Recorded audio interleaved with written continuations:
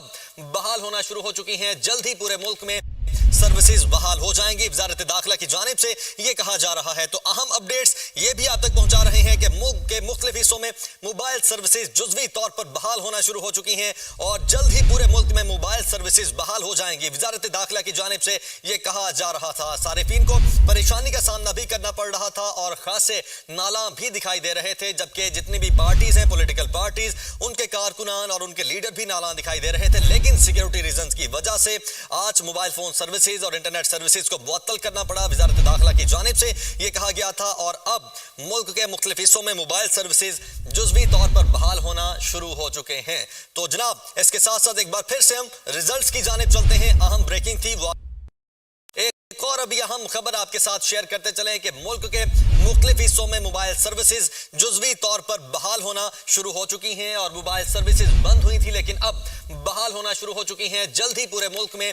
Services بحال ہو جائیں گی. وزارت داخلہ کی جانب سے